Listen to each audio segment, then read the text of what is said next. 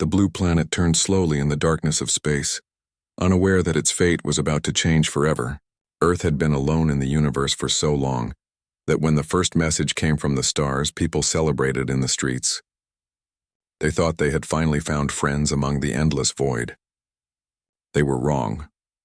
Hannah Park stood in the global communications array, her hands shaking as she read the translated message for the 10th time. The words were clear and cold, leaving no room for hope. She had been the first to receive it, the first human to read the ultimatum that would change everything. "They want us to surrender," she whispered to her assistant, a young man named Hyunwoo Nam. "Everything. Our weapons, our freedom, even control over our own population." Hyunwoo looked at the screen, his face growing pale. The message came from something called the Galactic Confederation. 12 alien species, all working together, all agreeing that humanity was too dangerous to be left alone. They had been watching Earth for decades, studying their broadcasts, learning their languages. And they had decided that humans needed to be controlled. Tae-Yang Kim received the news in his office at the United Earth Council. He was the chief defense strategist, a man who had spent 30 years preparing for threats that might never come. Now the threat was here, and it was bigger than anything he had imagined. 72 hours, he said, reading the message. "They give us 3 days to surrender or face destruction." The council room erupted in chaos. Leaders from every nation on Earth argued and shouted. Some wanted to fight. Others said resistance was suicide. The aliens had faster ships, better weapons, and 12 different species working together. Earth had barely colonized its own moon. Ambassador Yuna Lee sat quietly, listening to the arguments. She was the one who would have to deliver Earth's response, whatever it might be. She was a small woman with a strong voice, someone who had negotiated peace treaties between human nations. But this was different. This was not negotiation. This was submission or death. "We need more information," Tae-Yang said, cutting through the noise. "We need to understand who we're dealing with." Hannah worked through the night, analyzing every second of the alien transmission. She found patterns in the way they communicated, traces of other broadcasts hidden in the signal. The aliens had been listening to Earth for a very long time.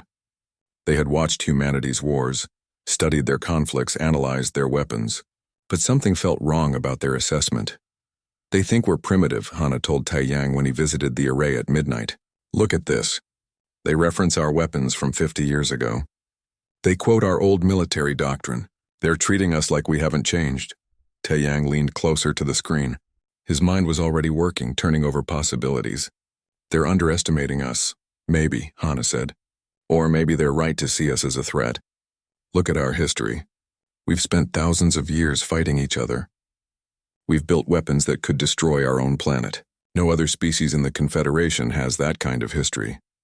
Commander Dae-Ho Choi was inspecting the orbital defense network when the alert came. The alien ships had appeared at the edge of the solar system, just sitting there waiting. 3 massive vessels, each one larger than anything humanity had ever built. They were a demonstration of power, a reminder that the deadline was approaching. Dae-Ho had been a military man his entire life. He understood strength and he understood fear. The aliens wanted Earth to feel both. They wanted humanity to see those ships and lose hope. "How long could we last?" he asked his tactical officer, a sharp woman named Ji-Hye Yoon. "Against those 3 ships? Maybe an hour if we're lucky," Ji-Hye answered honestly. "And that's just the demonstration fleet. The message said they have hundreds more." The 72 hours passed like a nightmare. Earth's leaders debated endlessly. Some argued that survival was more important than freedom. Others said that a life in chains was no life at all. The people of Earth watched their leaders argue, fear growing in every heart. Tae-Yang spent the time preparing. If Earth chose to fight, he wanted to be ready. He pulled together every military leader, every scientist, every engineer who might have an idea. They worked in secret, building plans for a war that might never come. "The thing about humans," he told his team, "is that we don't fight fair. We never have. Every war we've ever won was because we adapted faster than our enemies. We learned. We changed. We did whatever it took to survive." On the final day, the United Earth Council took a vote. It was close. Many wanted to surrender, to accept the alien terms and hope for mercy. But in the end, the vote went the other way. Earth would stand. Earth would fight. Yuna Lee stood before the cameras, knowing that her words would travel across the galaxy. She thought about her children, sleeping safely in their beds. She thought about all the children on Earth and what kind of world they would inherit. Then she spoke. "To the Galactic Confederation," she began, her voice steady and clear. "We have received your ultimatum. We have considered your demands, and we reject them completely." She paused, letting the words sink in. Somewhere out in space, the aliens were listening. Somewhere on Earth, billions of humans held their breath. "You tell us to surrender our weapons. We will not. You tell us to accept your rule. We will not. You tell us to limit our population to live as you command. We will not. Humanity has fought too long and too hard for our freedom. We will not give it up because you demand it." Yuna's hands gripped the podium. This was the moment. This was the point of no return. "You have given us 3 days to submit. Those 3 days have passed. You say you will destroy us if we refuse. Then come and try. But know this. We are not the primitive species you think we are. We are not the easy prey you expect. We are humanity, and we have survived worse than you." She leaned forward, her eyes burning with determination. "We will not submit. Do your worst." The broadcast ended. Across Earth, people watched in fear and pride. They had chosen their path. Now they would see where it led. In the darkness of space, the 3 alien ships began to move, accelerating toward Earth. The demonstration fleet was coming, and they were not coming to talk. Taeyang watched them approach on his screens. He had bought humanity time to prepare. Now he would see if it was enough. "Let them come," he said quietly. "Let's show them what humans can do." Part 5. The Laughter Returns. The countdown to Earth's destruction showed 4 days and 17 hours when Daeho asked to speak with Throck alone. Commander Grell, who had been secretly helping them, managed to deliver the message. To everyone's surprise, Throck agreed. Maybe he wanted to gloat. Maybe he was curious. Maybe somewhere deep down, he wanted someone to give him a reason to stop.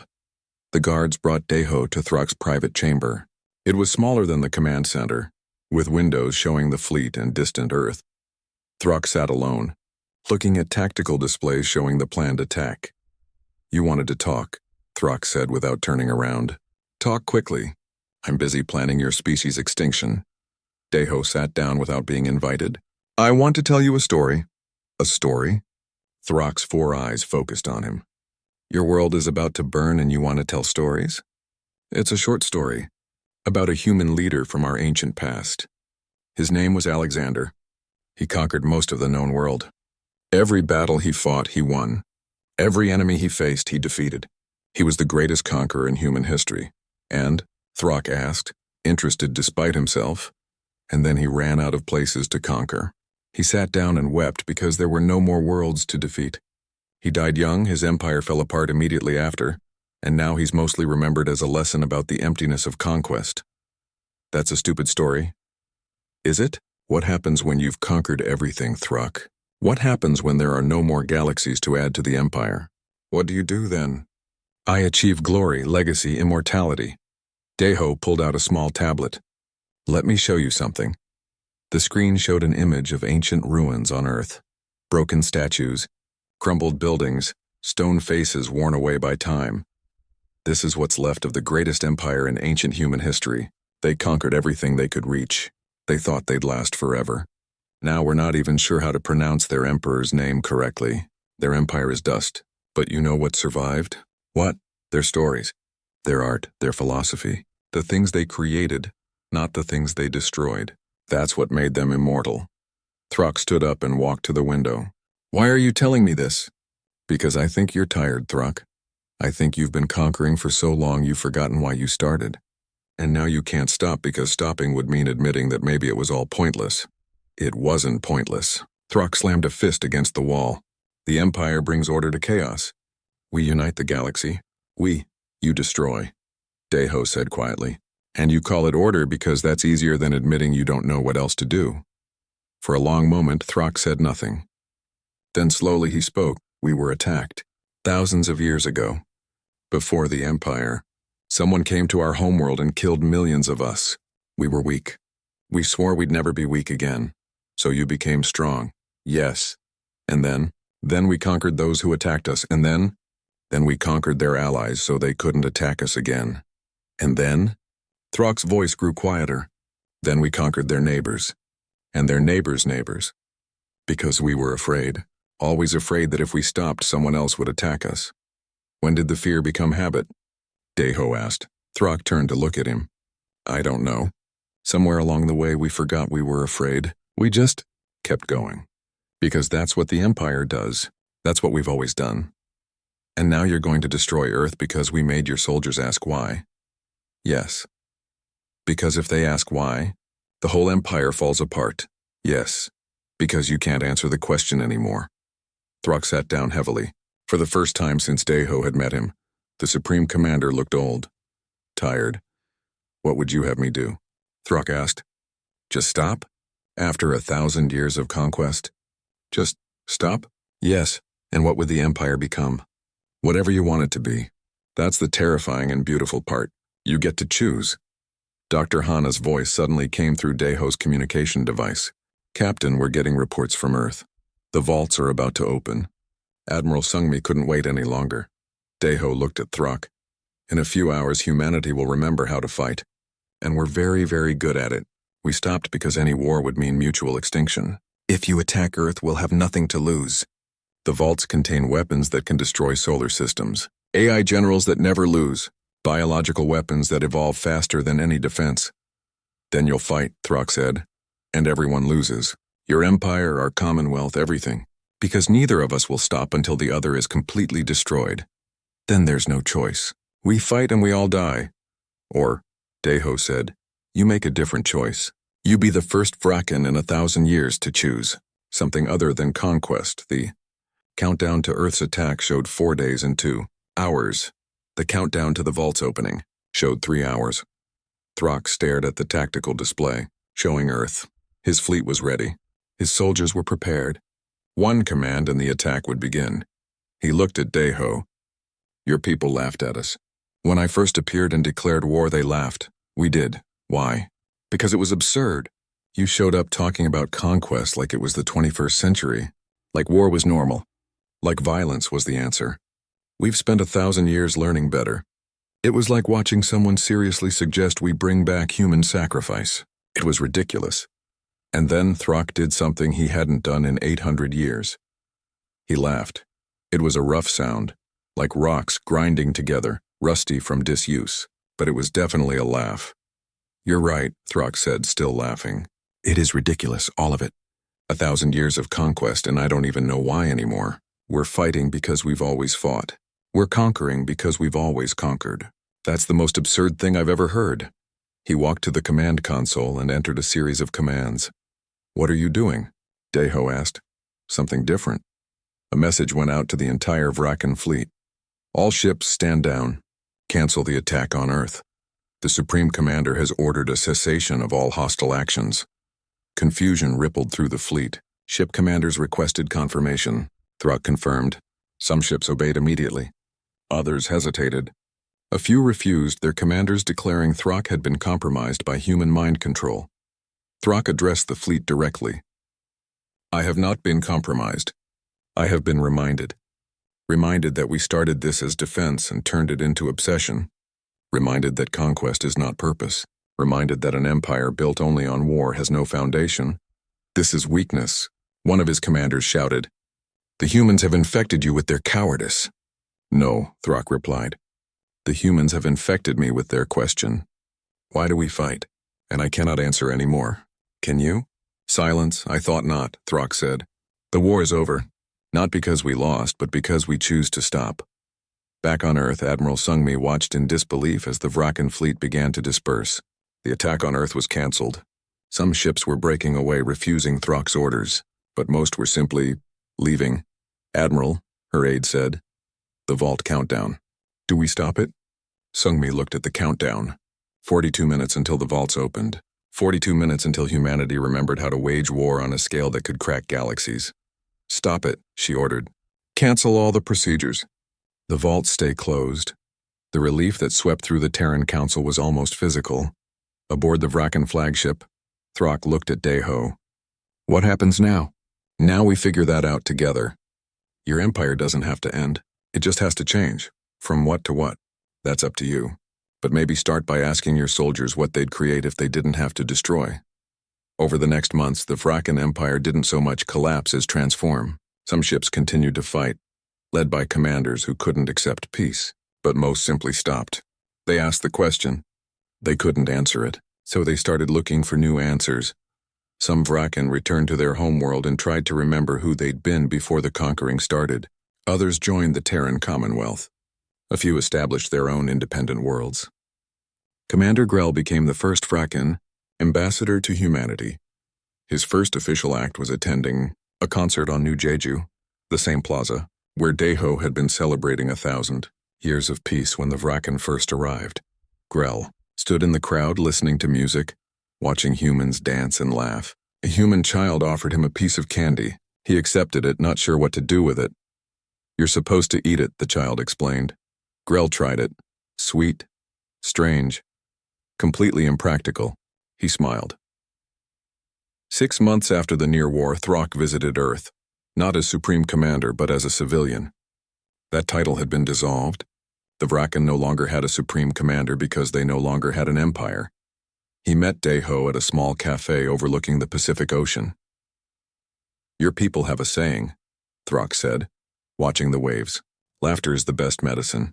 "We do. I always thought it meant humor heals wounds. But it means something else, doesn't it?" "What's that?" "It means you're secure enough to see the absurdity in everything, even your own importance," Deho smiled. "Took us 1,000 years to learn that lesson. Glad we could share it." They sat quietly, watching the sunset. It was the first sunset Throck had actually seen in centuries, not as a tactical advantage or a time marker, but just as something beautiful. The alarm screamed through every station in Earth's orbital space. The demonstration fleet had crossed the moon's orbit and was approaching fast. Deho Choi stood in the command center, watching 3 massive alien warships cut through space like knives through water. They were beautiful in a terrible way, all smooth curves and glowing energy shields. They looked invincible. "All fighters launch," Deho ordered. "Defense platforms activate. Show them we're not afraid." Pilot Jun Lee sat in his fighter cockpit, hands steady on the controls despite the fear racing through his heart. Around him, 200 other fighters launched from the orbital stations. They looked like insects swarming around giants. The alien ships didn't even slow down. "Stay in formation," Jun said to his squadron. "Remember the plan. Fast and unpredictable. Don't let them lock onto you." The aliens opened fire first. Beams of pure energy shot across space, brighter than the sun. They hit the defense platforms with devastating accuracy. Metal exploded into vapor. Entire stations disappeared in seconds. The aliens had destroyed more firepower in 30 seconds than Earth had lost in any war in history. "Break formation," Jun shouted. "Scatter and attack!" The human fighters split apart, moving in chaotic patterns that the alien targeting systems couldn't predict. Jun dove toward the nearest alien ship, firing his missiles at maximum range. The missiles hit the energy shield and exploded harmlessly. The shield didn't even flicker. On the lunar base, engineer Minna Song watched the battle through the observation windows. She was supposed to be evacuating, but she couldn't move. She watched the human fighters die one by one, their brave attacks accomplishing nothing. "This is wrong," she muttered. "We're fighting them like they're human ships. We need to think different." She ran to her workshop, her mind racing. The lunar base was a mining colony. They had equipment designed to break apart asteroids, tools meant to cut through solid rock. Those tools used focused energy just like weapons. Maybe not military weapons, but weapons nonetheless. Minna grabbed her communication device. "Deho Choi, this is Engineer Song on Lunar Base. I have an idea." Deho was watching his forces get destroyed. He had lost 60 fighters in 5 minutes. The aliens were toying with them, barely using their full power. When Minna's message came through, he was ready to try anything. "Talk fast," he said. "The mining lasers. We can overload them, turn them into weapons. They're not designed for it. But neither are we designed for this fight. Give me 20 minutes. "You have 10, Deho replied. Jun's squadron was down to 12 fighters. They were running out of missiles and the aliens hadn't even been scratched. Then he saw something strange. The alien ships were moving in patterns, predictable patterns. They flew like they were in a parade, confident and slow. "They're not even trying," Jun realized. "They think we're too weak to matter." He opened a channel to all remaining fighters. "New plan. We're not trying to destroy them. We're trying to annoy them. Make them angry. Make them chase us. The fighters changed tactics. They stopped trying to penetrate the shields. Instead, they flew in close, firing at the sensor arrays, the communication antennas, anything that stuck out from the hull. The damage was minimal, but it was insulting. One alien ship broke formation, chasing after June's squadron. It was faster than the human fighters, but June knew Earth's orbital space better than any alien. He led them through the debris fields, around broken satellites, through clouds of frozen atmosphere. The alien ship followed, confident in its superiority. Minna's mining laser fired at full power, overloaded beyond any safe limit. The beam caught the alien ship's side, not hitting the shield, but hitting the ship directly through a gap where the shield generator protruded. The mining laser wasn't meant to cut through starship armor, but it was meant to cut through asteroids, and it burned hot. The alien ship's hull glowed red, then white. Something inside exploded. The ship lurched sideways, its perfect flight path disrupted. It wasn't destroyed, but it was hurt. For the first time, the aliens had bled. Daeho saw the hit and immediately understood. All stations, civilian and military. Any tool that can generate heat or energy. Any weapon, no matter how improvised. Fire everything. Earth's orbital space lit up. Mining lasers, construction torches, modified thrusters. Even a solar array that was repurposed into a crude focusing mirror. None of it was designed for combat. All of it could hurt. The aliens stopped playing. Their weapons fired with real intent now, destroying the improvised weapons platforms. But Tae Yang had been watching from Earth, and he saw the pattern change. The aliens were angry. More importantly, they were confused. He opened a channel to every military base on Earth. Upload Protocol Warrior. Protocol Warrior was Tae Yang's backup plan. If the aliens were studying Earth's old broadcasts, he would give them new ones to watch. Every camera in Earth's orbital space began broadcasting directly to the alien fleet. But instead of showing the current battle, they showed Earth's history. They showed World War II. They showed Vietnam. They showed every guerrilla war, every defensive battle, every last stand where humans had refused to surrender. The broadcasts included audio too. Voices from history, soldiers and civilians alike all saying the same thing in different ways. We will never surrender. Come and take it. You may kill us, but we will make you pay for every inch. The alien fleet received thousands of hours of human warfare compressed into minutes. They saw a species that had spent its entire existence fighting. They saw tactics and strategies developed over thousands of years of constant war. They saw what humanity did to enemies who tried to conquer them. Commander Daeho watched his screens as the alien ships slowed. They were reassessing. The demonstration fleet had expected an easy victory, a quick show of force that would make Earth surrender. Instead, they had encountered a species that didn't know how to quit. June's fighter limped back to the nearest station, half his systems damaged. But he was alive. Around him, Earth's surviving forces regrouped. They had lost over 100 fighters. The aliens had lost nothing except their confidence. This isn't over, June said to his co-pilot. They're going to come back harder, but the alien ships were pulling back, not retreating but withdrawing to a safer distance. Tae Yang watched them go and allowed himself a small smile. The demonstration fleet had learned something important today. Humanity might be outgunned, but they were not helpless. On the lunar base, Minna surveyed the wreckage of her mining laser. It had melted itself from the inside out, but it had worked. She had heard a ship that was supposed to be invincible. We can fight them, she said to herself. It'll cost everything we have, but we can fight them. Across Earth, people watched the footage of the battle. They saw their fighters die. They saw the alien ships retreat. And they felt something they hadn't felt since the ultimatum arrived. They felt hope. Yuna Lee appeared on screens across the planet. Today, humanity drew first blood. The aliens came to demonstrate their power. Instead, they learned ours.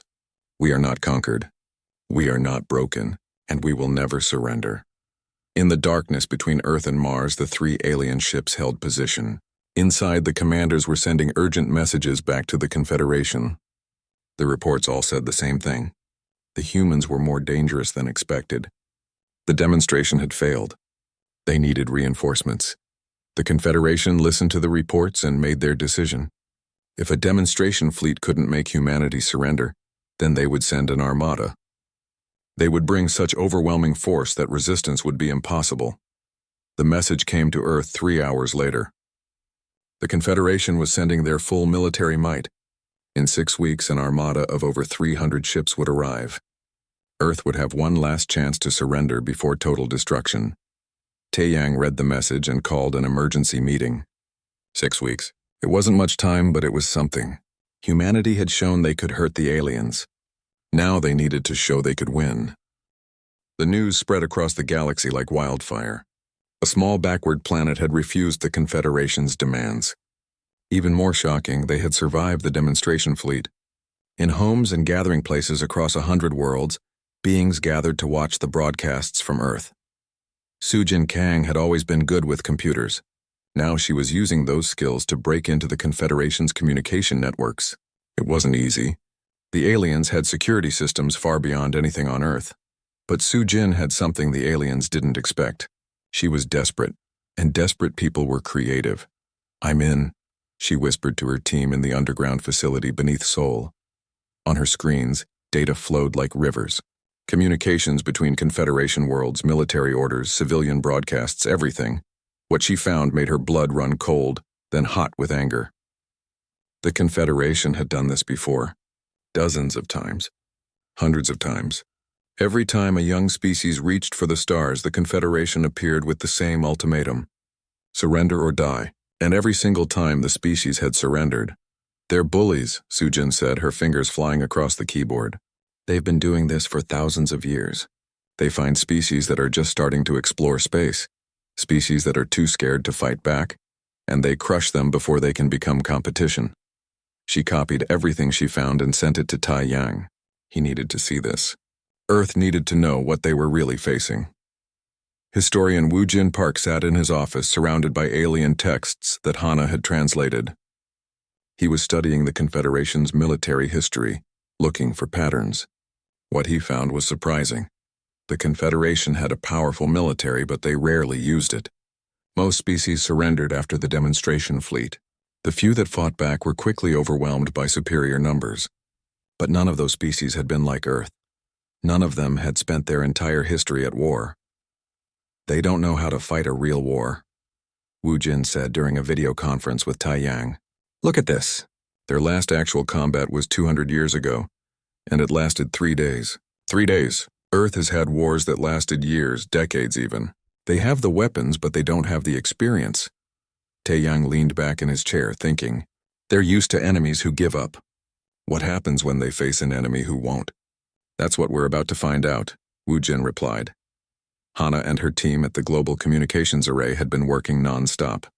They had learned to decode the Confederation's communications, and now they were learning to send their own. She had discovered something wonderful and terrible. The Confederation controlled information on their worlds. Their citizens only heard what their government wanted them to hear. "We can broadcast directly to their populations," Hana explained to Yuna. "We can show them what's really happening. Show them that Earth is fighting back." Yuna understood immediately. "We don't just fight with weapons. We fight with words. We fight with ideas." They started that night. Earth began broadcasting directly to every Confederation world they could reach. Not propaganda, but truth. Videos of human art and music. Stories of human history. Of people who fought for freedom against impossible odds. Images of Earth, beautiful and diverse, full of life worth protecting. And they broadcast the battle footage. They showed the human fighters dying bravely. They showed Minna's mining laser burning through alien armor. They showed what it looked like when someone refused to surrender. The response was electric. On Confederation worlds, people watched these broadcasts in secret, hiding from their governments. They saw something they had never seen before. They saw resistance. A message arrived at the Global Communications Array 3 days after the broadcasts began. It was encrypted, careful, scared. It came from a world called Talus, a species that had been part of the Confederation for 500 years. "We remember freedom," the message said. "We gave it up because we were afraid. But watching your people fight, we remember what we lost. You are not alone, humans of Earth. Some of us are watching. Some of us are hoping you win." More messages followed, from other worlds, other species. All encrypted, all secret, all saying the same thing. They were watching. They were hoping. Some were even willing to help, though they couldn't do so openly without risking destruction. Sujin cataloged every message, building a database of potential allies. "There are cracks in the Confederation," she reported. "Big ones. They rule through fear, and fear only works if nobody fights back. On Confederation capital worlds, emergency meetings were held. The Earth broadcasts were causing problems. On some worlds, there were protests. Small ones, quiet ones, but protests nonetheless. Citizens were asking questions. Why did they need to crush Earth? What threat did one small planet really pose? Why couldn't they just leave the humans alone? The Confederation's answer was always the same. Earth was dangerous. Earth was aggressive. Earth would become a threat if left unchecked. But the answer was sounding more hollow each time they gave it. Taeyang received a secret communication from Sujin's network. It was from someone inside the Confederation military, someone who disagreed with the invasion. The message contained detailed information about the armada that was being prepared. 300 ships, 10 times the size of the demonstration fleet. Every weapon the Confederation could muster. They were preparing for total war, for complete annihilation. Earth had 6 weeks before this overwhelming force arrived. "We can't win," one of Taeyang's advisors said, looking at the numbers. "Not against that many ships." "We don't have to win," Taeyang replied. "We just have to make them bleed enough that it's not worth continuing. We make this so costly, so painful, that they decide to leave us alone." Wu Jin studied the armada's composition and found something interesting. The Confederation was pulling ships from all their territories. They were leaving their own worlds less defended. "They're committing everything to this," he said. "They're afraid. They're afraid of what it means if we win, if we inspire others to resist." Medical Officer Ji Hai-yoon was treating the wounded from the first battle. Many would never fight again. Some would never walk again. But when she asked if they regretted fighting, every single one said no. They would do it again. They would rather die free than live as slaves. "That's what the Confederation doesn't understand," Ji Hai said to her staff. "They think we're fighting because we're stupid or primitive. They don't understand that some things are worth dying for." The 6 weeks passed in a blur of preparation. Earth's factories worked around the clock. Every weapon, every ship, every defense was being built or rebuilt. The planet had never been so united. Old enemies worked together. Ancient grudges were forgotten. There was only one goal now: survival. Hana's broadcast continued every day. Earth showed the galaxy everything. The preparations, the fear, the determination. They showed children saying goodbye to parents who might not return. They showed ordinary people volunteering to fight, knowing they would probably die. And slowly, quietly, things began to change across the Confederation. The protests grew larger. The questions grew louder. On 3 worlds there were riots. Citizens demanding to know why they needed to destroy a species that only wanted freedom. The Confederation's response was brutal. They cracked down hard, arrested protesters, silenced dissent, but they couldn't silence the hope that Earth had ignited. For the first time in thousands of years, conquered species were remembering what it felt like to be free. Yuna gave one final broadcast before the armada arrived. She stood before the cameras, tired but unbroken. Behind her, Earth turned slowly in the darkness of space. "To the people of the galaxy," she began. "In a few days, the Confederation will arrive to destroy us. They will try to erase us from existence because we refuse to kneel. But whether we win or lose, we want you to know something. Freedom is possible. Resistance is possible. You don't have to live in fear forever." She paused, choosing her words carefully. "If we fall, remember us. Remember that one small planet stood against an empire and refused to surrender. And maybe someday when you're ready, you can stand too. The galaxy doesn't have to belong to the strong. It can belong to the free." The broadcast ended. Across the galaxy, billions of beings watched, and some of them, for the first time in their lives, began to think dangerous thoughts. Thoughts about freedom. Thoughts about resistance. Thoughts about a future where they made their own choices. The Confederation's armada crossed into the solar system 6 weeks to the day after Earth's refusal. 300 ships, more firepower than most species had seen in their entire history. They came to end this rebellion once and for all. But as they entered the solar system, every single ship received the same broadcast. It came from Earth, from Taeyang himself. Just 5 words spoken with absolute certainty. "You've sealed your own fate." The Confederation fleet looked like a wounded animal now. Over 100 ships destroyed, another 100 damaged. They had never imagined one small planet could hurt them so badly. But they were still coming. They were still the larger force. And they were determined to finish what they started. Admiral Cairo, commander of the Confederation Armada, stared at his tactical display. His species had been part of the Confederation for 1,000 years. He had trained his entire life for military command, but he had never actually fought a war. No one had. The Confederation maintained peace through the threat of overwhelming force. Species surrendered before battles began. Until now. "How many ships have we lost?" he asked his tactical officer. 137 destroyed. Another 98 damaged beyond combat effectiveness, came the reply. "Human losses are higher, but they're still fighting." Cairo tried to understand. They had brought 300 ships, enough to destroy any planet in the galaxy. Earth had maybe 100 functional warships, and most of those were converted civilian vessels. Yet somehow the humans were making this a real battle. "Their tactics make no sense," the tactical officer continued. "They attack from unexpected angles. They use civilian equipment as weapons. They're willing to sacrifice their ships just to damage one of ours. They fight like they've been at war for their entire existence. Because they have been," Cairo realized. "I've read their broadcasts. They've spent thousands of years fighting each other. They know nothing else." On the lunar surface, Deho watched his defense grid get systematically destroyed. The Confederation had finally organized their attack, focusing their fire on the lunar platforms.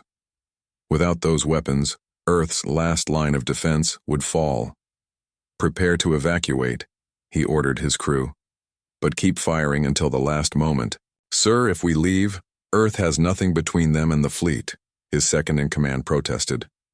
"Then we don't leave," Deho said simply. "We make them earn every meter. That's all we've ever done." The lunar base exploded in sections. Deho's ship was damaged, life support failing. He could hear his crew reporting casualties. But the railguns kept firing. Even as the base died, it was still killing.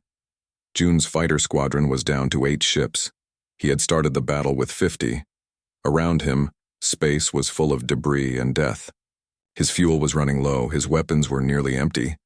But he kept fighting. "Break off," a voice said in his headset. It was the command center on Earth.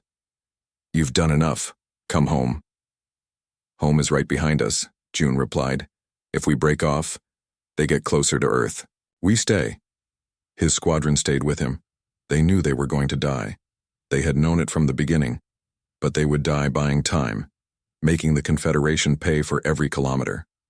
The alien fleet was now within range of Earth itself. Taeyang watched from his command center, counting the ships.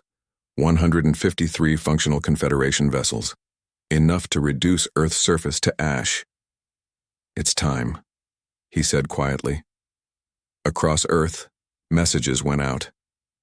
Not just to military installations, but to every person on the planet. This was the final phase. This was where humanity showed the galaxy what it meant to be free. Thousands of locations across Earth opened hidden silos. Not missiles. Something worse. Something that Taeyang had been building for years, kept secret even from most of Earth's governments. Antimatter devices. 50 of them positioned around the globe. Each one could destroy everything within 1,000 kilometers. Together they could crack the planet like an egg. "Broadcast this to the Confederation fleet," Taeyang ordered. "Show them what we've prepared." The images were undeniable. 50 antimatter bombs, all armed, all ready. Taeyang appeared on screen, his face calm but his eyes burning with determination. "Confederation fleet, this is Earth's final message. You came here to force us into slavery or destroy us. We've shown you we're willing to die free. Now we'll show you we're willing to take you with us." He paused, letting that sink in. "These devices will destroy Earth, all of it. But you're close now, very close. The detonation will catch your fleet too. Every ship within the orbit of the moon will be destroyed. You'll lose everything you came here with." Admiral Cairo felt ice in his blood. He pulled up the analysis. The human wasn't lying. Those devices were real, and they were positioned perfectly to take the entire Confederation fleet with them. "Are they insane?" his tactical officer whispered. "No," Cairo replied. "They're free, and they'd rather die free than live as slaves." Taeyang continued broadcasting. But now he wasn't just talking to the fleet. He was talking to the entire Confederation, to every world that was watching. "We didn't want this war. We never wanted to be your enemies. We just wanted to be left alone. But you couldn't allow that. You couldn't let one species say no to you, because if one species could resist, others might try. He leaned forward, staring directly into the camera. So here's what you've accomplished. You've united Earth completely. You've shown the galaxy that the mighty Confederation can be hurt. You've inspired other species to question your rule. And now you face a choice. The command center was silent. Everyone was watching Tai Yang. You can retreat. Leave us alone. Let us live in peace. Or you can continue your attack. Destroy us. We'll destroy ourselves and take your entire fleet with us. Either way, the galaxy will remember. They'll remember that Earth refused to kneel. They'll remember that it cost you over 100 ships just to reach our planet. They'll remember that even in death we made you pay. He stood up, his voice growing louder. So what will it be, Confederation? Will you retreat and admit that you can be beaten? Or will you press forward and lose everything you came here with? The choice is yours, but choose quickly. My hand is on the trigger and I'm running out of patience. The broadcast ended. Across the galaxy, billions of beings watched and waited. Admiral Cairo looked at his remaining ships. 153 vessels, the core of the Confederation's military might. If he lost them all here, the Confederation would be defenseless. The species they had conquered would rise up. Everything would fall apart. But if he retreated, it would prove that Earth had been right. That resistance was possible, that the Confederation could be defeated. Sir, we could destroy them from long range, his tactical officer suggested. Stay outside the antimatter blast radius and bombard the planet. With what? Cairo asked. We've used most of our long-range weapons, and even if we succeed, we'll still have lost over half our fleet to one primitive planet. The damage to our reputation would be catastrophic. He thought about his own world, the planet he had been born on. It had been conquered by the Confederation 900 years ago. His ancestors had surrendered without a fight. They had lived in peace, in security, but they had never been free. Watching the humans fight, Cairo wondered what his ancestors might have done if they had been braver, if they had said no, if they had been willing to die for their freedom. Open a channel to Earth, he ordered. Tai Yang's face appeared on screen. He looked tired, old, but his eyes were still burning with that terrible determination. I'm Admiral Cairo, commander of this fleet. You've made your point. You're willing to die rather than surrender. It's more than that, Tai Yang replied. We're willing to make our deaths so expensive that you'll regret ever finding us. That's what you don't understand. It's not just about dying free. It's about making sure that anyone who tries to enslave us pays a price they can't afford. Cairo nodded slowly. You've succeeded. This campaign has already cost us more than we ever imagined. If we continue, we might destroy Earth. But we'll lose everything we came here with, and the galaxy is watching. They've seen us bleed. They've seen one small planet defy us.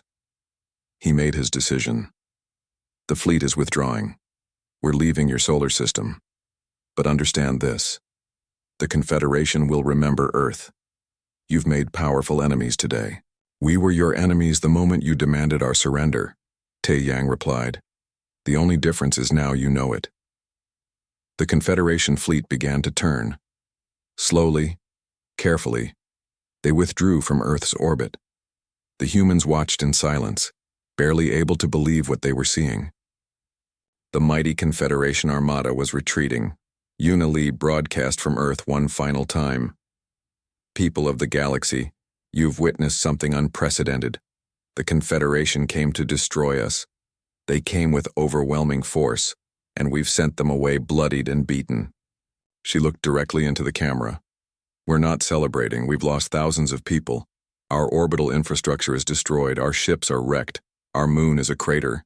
The cost of freedom was terrible, but we're free. Her voice grew stronger. And now you know. Resistance is possible.